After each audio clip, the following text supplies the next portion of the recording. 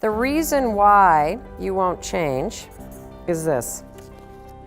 The secret to life is learning how to give yourself the support, the celebration, the validation that you as a human being need. You got to stop griping in your mind and letting your own negative voice come in, and you got to fight. The only way to break apart this story is through action now. We have been trained to deny it to ourselves.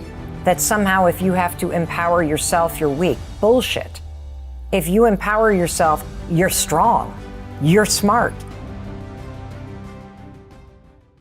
You need to start to cheer for, support, and validate yourself, period. I realize now that I'm high-fiving myself that I have spent the first 40 years of my life either criticizing my reflection or ignoring it. How sad is that? It's incredibly heartbreaking and yet extremely familiar to me. Yeah. And I think a lot of women. Yeah. And believe it or not, a lot of men. There's a lot of men that don't want to look themselves in the eye in a mirror and be with themselves because they're so focused on the things that they haven't achieved or the things that they failed at. And so they're ignoring themselves. They're not being with themselves. And so first things first, when you take a moment in the morning to just stand in front of the mirror and be with yourself, and then you raise your hand in a gesture that you have always associated with celebration, support, belief, and empowerment with other people, there's a number of things that happen that can be proven by research. First things first, this is research out of Harvard. It's recent. They've shown in studies that simply taking a minute in the morning to get intentional about who you're going to be today and how you're going to show up changes your productivity. It changes your level of confidence. It changes how impactful you are as a leader at work and in life. So this moment in the mirror is not to be diminished. This is a moment for you to be able to take a moment and intentionally align yourself with who you're going to be. Second piece of research is from a field of study called neurobics. It basically means when you marry a physical action with something, a thought that's unexpected, you accelerate the development of new neural pathways. And there's famous studies that have proven that if you brush with like your non-dominant hand while you're thinking something, it sticks in your mind because you have to focus. Well, the same is true when you raise your hand and high-five your own reflection. You see, you've been doing this for your entire lifetime, so there's already subconscious programming here, Lisa.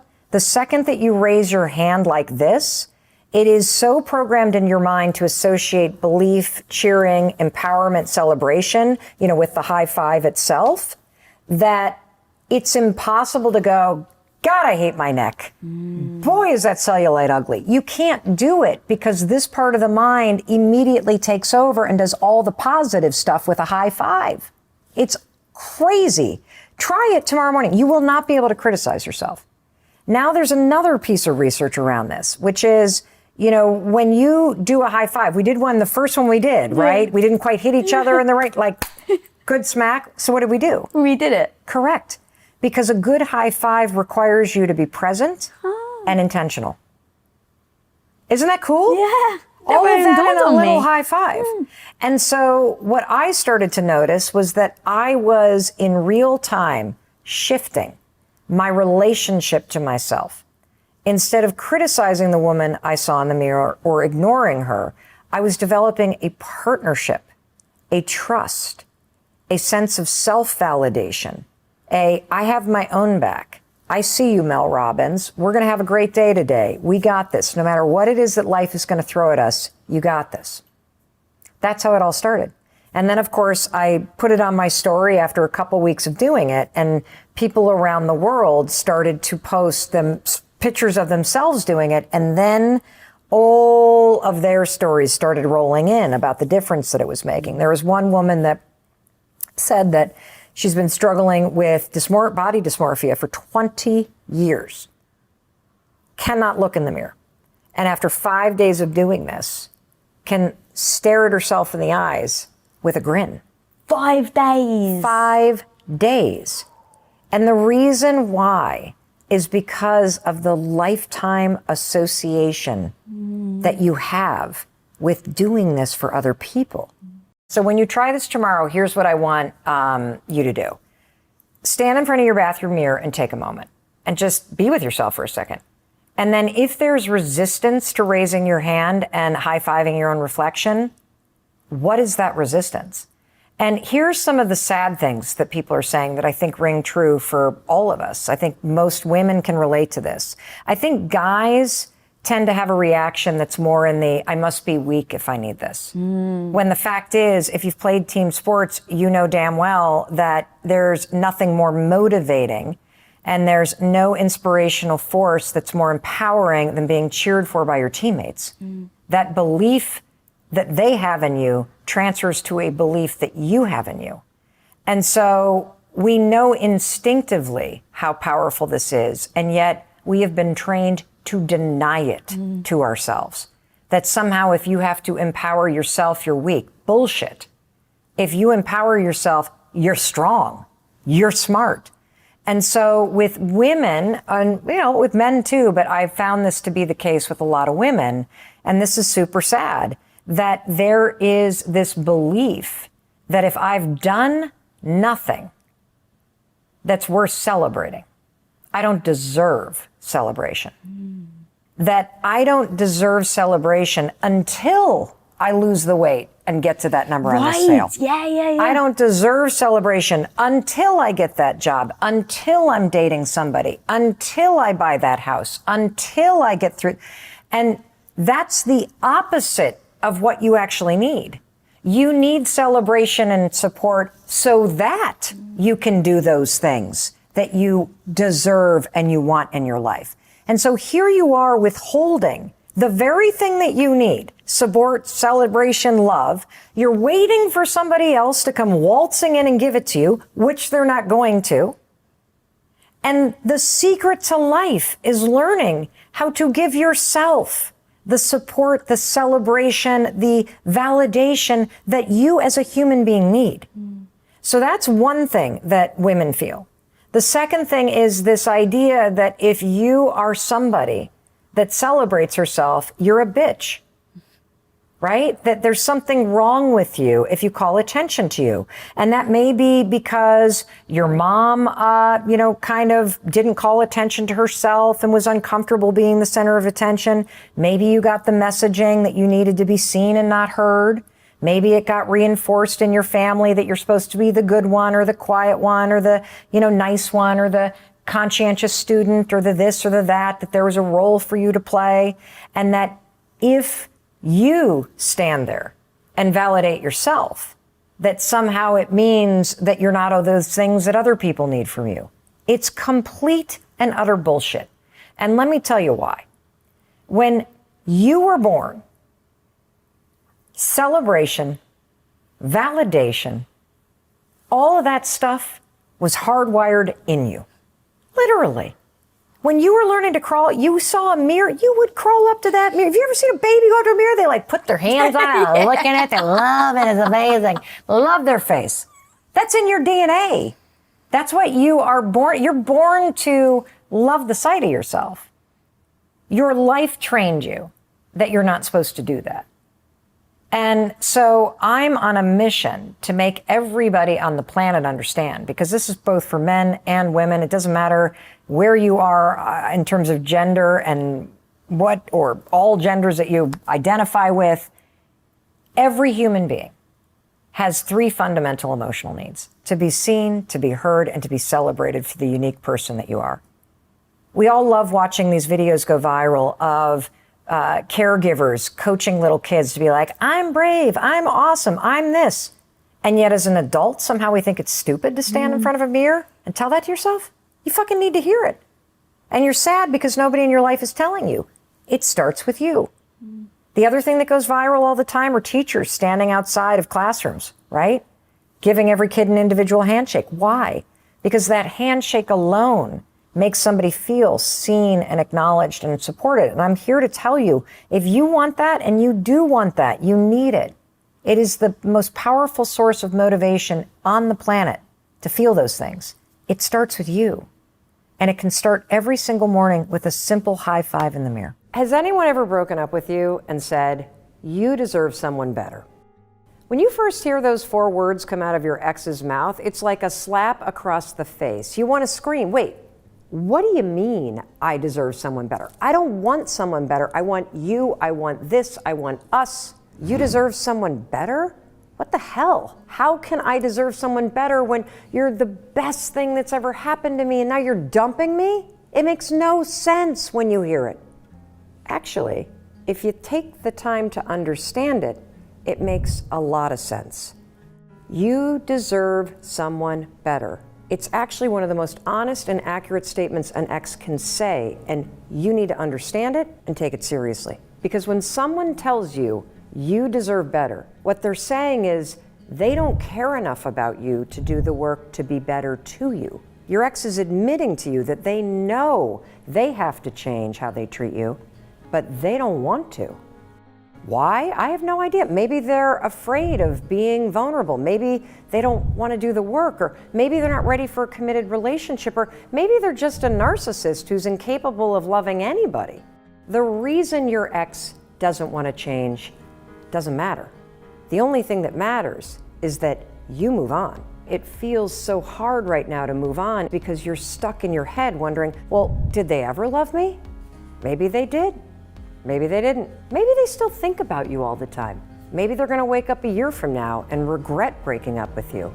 The truth is, it doesn't matter what they felt or what they think, because the only thing that matters when it comes to love is what someone does about those feelings. And when your ex says, you deserve better than me, they are saying, I don't plan to do anything about the feelings I have for you. I know, it's hard right now, and it might not make sense. I don't want you to feel stupid for allowing yourself to open up. Feeling love, believing in love, being vulnerable, opening yourself up to love. These are some of the most amazing experiences in life, so don't shut down love just because your ex shut you out. Love didn't hurt you. Someone who wasn't capable of loving you did. And do not mix up your ex with the power of real love. If anything, they just taught you that that relationship isn't real love. And that's why you need to move on right now. The faster you close this door emotionally, the sooner a new one's gonna open. Your ex told you the truth, and you gotta believe it. You do deserve better. Now, I know what you're probably thinking. How can I close the door when I have so many unanswered questions? Did they find someone else? Did they cheat? What could I have done to stop this from happening? Why did they do this to me? And why am I always getting hurt? Well, here's another truth. The answer to those questions, they don't matter, because you have all the information you need to choose to move on. You know your ex isn't capable of being the person you deserve. And when you love somebody more than they deserve, you'll get hurt more than you deserve. You got to stop falling for people that require you to twist yourself into someone you're not. And you need to learn to fall in love with the sound of walking away from someone who's not right for you. So how do you walk away? Well, first you got to forget your ex by remembering the lesson. When did you start to lose yourself in this relationship? When did you start to give more than they were giving you? What were the signs that you ignored that this wasn't right? How do I know there were signs? Because there are always signs. And when you find the signs, you're going to find the lesson and your pain will disappear. That's why I'm not worried about you. As time goes on, that pit that's in your stomach, it's going to start to go away. And the things that remind you of your ex, they're going to no longer carry any meaning. And you're going to grow from this situation. Take this lesson with you. The second you start to feel like someone's option B, the relationship can no longer be your priority, and you need to walk away. If you accept this relationship as a lesson that you do deserve better, you will set yourself free. Your ex was right. You may have wanted this relationship to work, but they didn't, and you deserve better. Growing stronger always feels a little like breaking at first, but better days and someone better are ahead. Believe it. My question is a little less personal, a little bit more about you. Okay. I resonate with Mel 2008, 2007. Okay. I feel like that could be me, right, in a year of bad decisions. And so I guess my question is, what would you tell Mel in 2007, 2006, 2005, and how would that 5-second rule, how do you think that would have changed things for you? That is a great question, Lauren. Nobody has ever asked me that question. So, is there something big that's happening in your life that you're worried you're going to screw up? Everything is big for me. I'm fortunate enough to own 2 salons. Congratulations. Thank you. I have a wonderful marriage. And by the way, hold on a second. Can we just stop right there? I'm fortunate enough to own 2 salons. Does anybody have a guess where I'm going? You work hard. You made that happen. And so I want to draw a distinction, everybody, with gratitude, okay? Really important. Now, you need to hear me, okay? Because I have a feeling what the issue is. You're not going to like this. I'm ready for it. Okay, good. I know you are. That's why I'm going to go here. When you say, I'm fortunate enough, you just gave your power away. And gratitude is a wonderful thing to be able to ground you in the moment and to amplify all these positive experiences. But I want you to be very careful to give away the power of what you've created through your actions and your hard work and the fact that you show up every frickin' day and you are riding the wave called entrepreneurship and life, and you are making that happen. So you are not fortunate enough. You have done the work to have 2 amazing businesses. You got that? Okay, good. Because I think the issue is self-worth. I think that's your issue. That you don't feel worthy of the things that you have created. And so you relate to the things that you've created like it's luck and like it could be taken away. Is that hitting home? Oh, yeah. So what do you want to say about that? I receive that. I receive that. Okay. I mean, if I can just be human for a second, I think we all maybe struggle with a little bit of that. Am I worthy of the things that I've achieved, right? Or like that imposter syndrome, like I'm just playing a salon owner, I'm not actually the salon owner, right? But yes, thank you for that. I resonate with that for sure. And so here's the biggest thing I want you all to take away from this, and I mean this. The fear that things could change, the fear that this is not going to continue to be successful, that's normal, and it's a big thing. But if you allow yourself to focus on this big, scary thing, you will literally lose sight of the power of all the little things. Getting the little things right is everything. So getting out of bed, moving your body, checking your attitude before you walk into your business so you don't bring any negativity in with you. The way that you greet your spouse and your kids when you walk in the door at the end of the day. The stuff you put in your mouth. The person that you listen to in your head. Get out of here, Tina, right? You focus on all those little things all day long, everybody. And the big things take care of themselves. You know how to do this. And so we want to make it more complicated than it is, everybody. It's not. When you get the little things right every day, it shows your brain and your nervous system, your mind, body, and spirit that you care about yourself. It shows you that you can rely on yourself. And it creates its own form of momentum. And I see a lot of you crying. And I know why. Because you're not actually getting the little things right. You've given up on yourself because you've gotten so focused on everybody else and taking care of everybody, all these big problems. And we have to bring it back to the basics. And so what I would have told myself when things started to feel scary is I would have said, bitch, you got to get out of bed. You got to stop barking about what Chris is doing. And you got to cheer for the man. You got to stop griping in your mind and letting your own negative voice come in. And you got to fight to get the little things right. And what's coming up for you? Is that the question? What's coming up for me? Yeah, because I just saw you. Man, I I appreciate the little things. I think that's the focus for me. And I also know that we have big plans, big changes, big things that we want to do, creating a national brand. Amazing. Elevating the industry, right? Excellence in the industry, creating a voice for stylists, for artists. But it's like, is that dream real? I don't know. You tell me. I want it to be. Okay, prove it. Yeah. And how do you make a big dream come true, everybody? So this is amazing. You're going to use this whole body of research called behavioral activation therapy, which is literally a fancy pants way to say, act like the person that has built a national brand. Now. Act like the person you want to be now. And there's a simple way to figure this out. Take out a piece of paper, draw a line in the middle of it. Describe the person that you want to be. So a person with a big national brand doing what do they do every day? They get up early. Yep. All the time.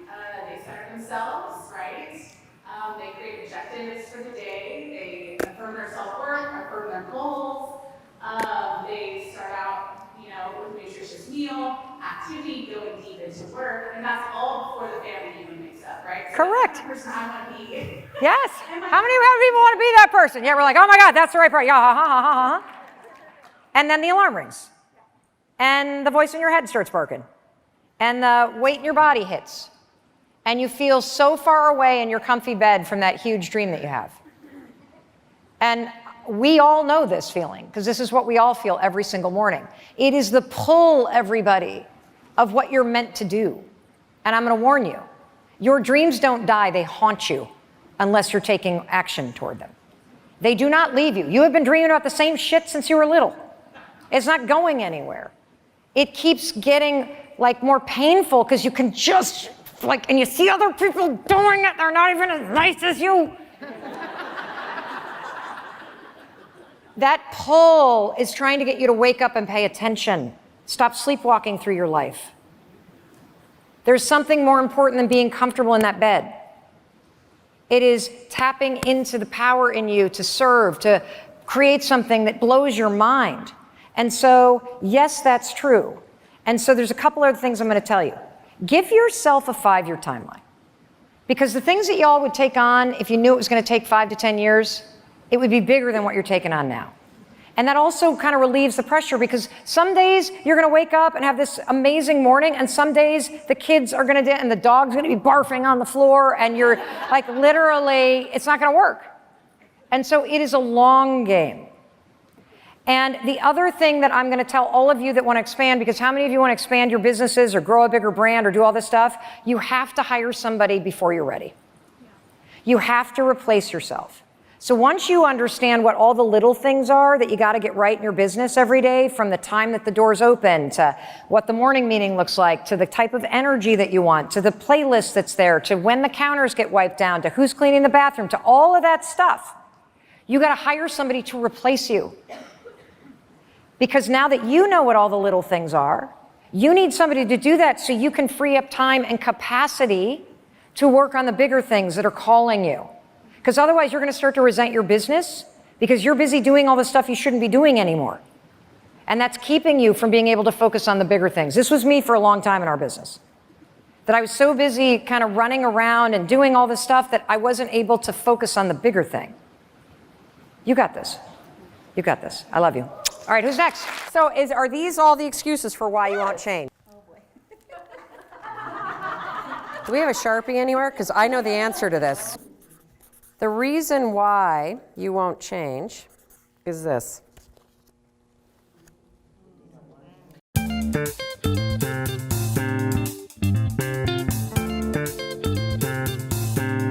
So what I know about all of us, I was super stuck. The one thing that really marks that time was a ton of self-loathing and feeling worthless and shame and kind of all those really dark emotions. If you are somebody, which you are, that is smart, that is able to identify the things that you need to do, and you consistently don't do them, then there is an underlying story that you have about yourself that keeps playing out. And maybe you were, I don't off the top of my head know your story in terms of your past, but maybe you were in an abusive relationship. Maybe you were in a relationship as a child with parents that made you feel worthless. Maybe you had a huge setback and you haven't recovered from it. There is an element to where when it's self-sabotage, what happens for a lot of us is we take what somebody else used to do to us and do it to ourselves because it's the only thing you know.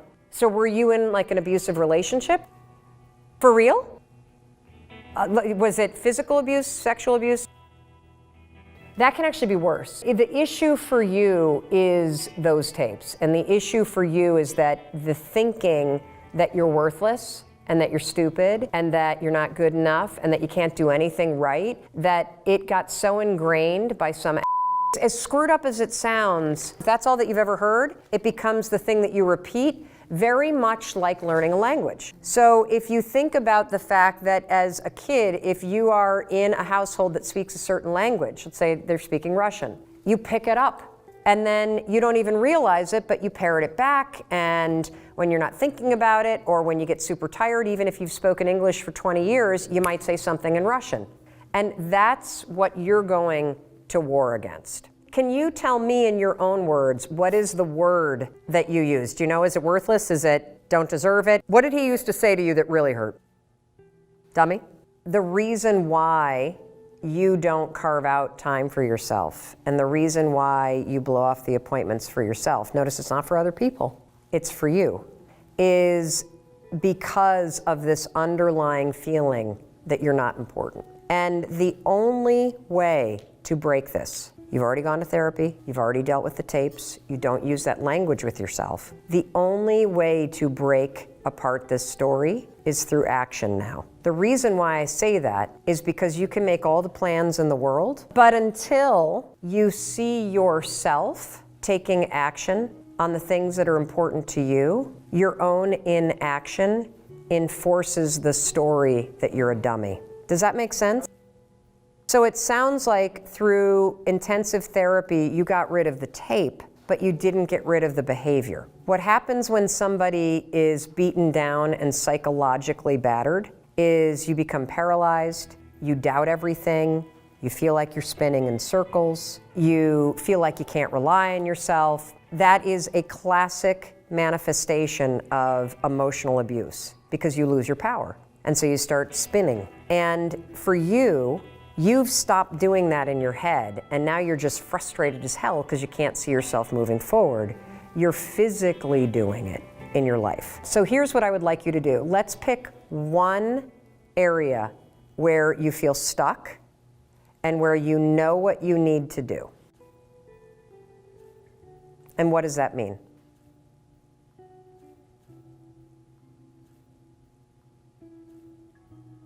See, dummy. Do you see this? I'm going to keep pointing it out because you've adopted the self-criticism. This is what I want you to do. I want you to run just for 1 week. That's it. I just want you every day for 1 week to push yourself, no matter how you're feeling, no matter how stupid you think it is, no matter how you now start feeling resigned that it's not going to work. I want you every single day to either watch something about SEO or put up one project, because I need for you to start to break the cycle of spinning in place, and I need for you to see yourself starting to inch forward. It's critical because you now need physical evidence that you can push yourself forward because you can't even hear how critical you are of yourself. I don't think there's anybody in your life but you that's saying it. Then the person that you're in a relationship with, could you ask that person to also police the way you talk to yourself? And what that means is when he points it out, you can't kill him. The reason why I'm telling you to ask somebody else to coach you when it comes to how you talk to yourself or how you talk to others is because you can't hear it. I can't hear my tone. So I have this edge that I get that is really good in business. But when I bring it into the kitchen and I talk to the kids that way, or I talk to Chris that way, it is really demoralizing. And I have started asking the kids and Chris to point it out because I can't hear it. I just know I'm tired, or I know I'm frustrated. It's amazing. The kids have started even saying, hey, anger spreads. Just because you're angry at work doesn't mean you get the right to talk to me that way. So it makes me angry when they point that out. But then I go, oh, there it is. I didn't even realize. I'm sorry. And I've gotten better about now immediately not getting angry that somebody's telling me that when I've asked them to, but actually taking the feedback and saying, thank you. I don't want to talk to you that way. And you're right. Just because I'm frustrated with a phone call I just had doesn't mean I get to take it out on you. You got this. And look, if you've done that much therapy, you have all the tools. And the thing about the advice to you is that we try to self-improve in isolation. It is so much easier when other people are helping you. So much easier. Whether it's exercise, whether it's your tone of voice, whether it's staying motivated, really big distinction for me, not to change alone. Hey, it's Mel. Thank you so much for being here. If you enjoyed that video, by God, please subscribe because I don't want you to miss a thing. Thank you so much for being here. We've got so much amazing stuff coming. Thank you so much for sending this stuff to your friends and your family. I love you. We create these videos for you, so make sure you subscribe. Mwah.